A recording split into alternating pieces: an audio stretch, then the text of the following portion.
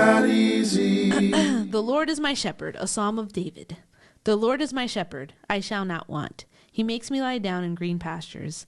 He leads me beside still waters. He restores my soul. He leads me in paths of righteousness for his name's sake.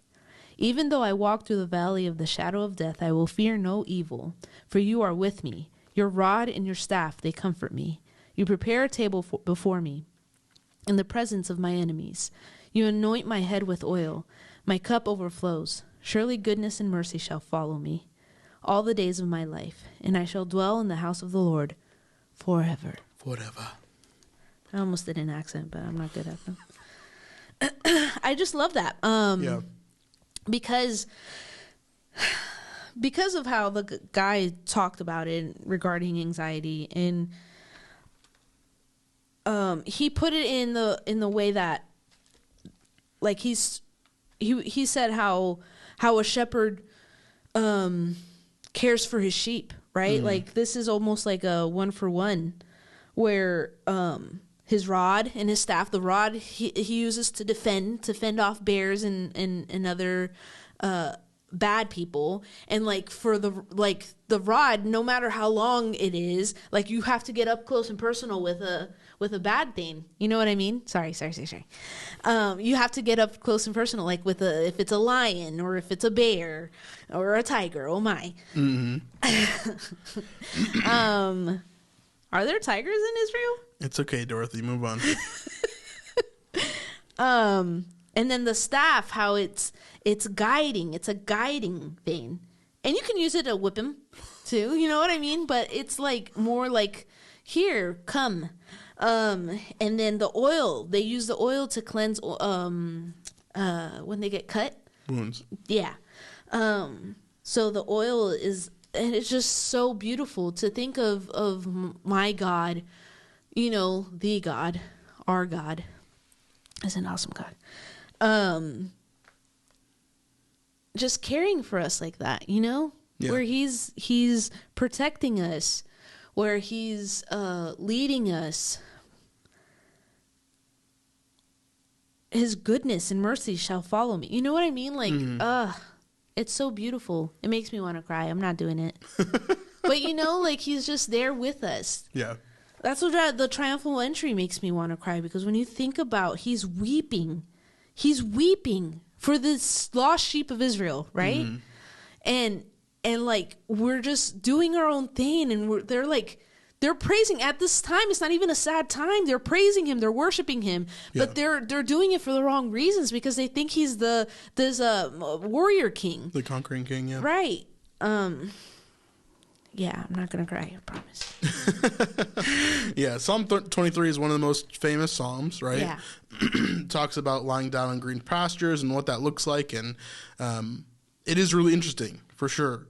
Thinking about, this is one of the psalms that is the most, like, comforting, right? When you're thinking about your relationship with God and what that looks like, and especially for David, the Lord is my shepherd, I shall not want, right? Like, David, what are you wanting for anyway? Right? Like, you know, like, you're the king, bro. Like, who knows when this is written in actuality, right? Maybe this was written when he was a shepherd. Maybe this was written in a different point in his life. Who knows? But, you know, it's what is the point of this section? It is, God is great. He's comforting. Not only is he comforting, but he's my provider. He is everything that I need. He provides my sustenance and my rest and anything that I could possibly imagine, right? He's the one that brings me to lie down, to rest. He's the one that brings me to still waters, to make sure that I have sustenance, right? And so all of this is a way of showing God's personality in the way that David saw it, right? As you were saying that, I was thinking Jehovah Jireh, provider. Yeah. Jehovah Nissi, don't remember what that one is. God is my banner, I think is what that one is. Jehovah Shalom. Yeah, peace. God is my peace. And there's more. The guy that I was listening to was listed out all the Jehovah Rapha. God is my healer. Yeah. Like, and I feel like he's showing that all of them almost.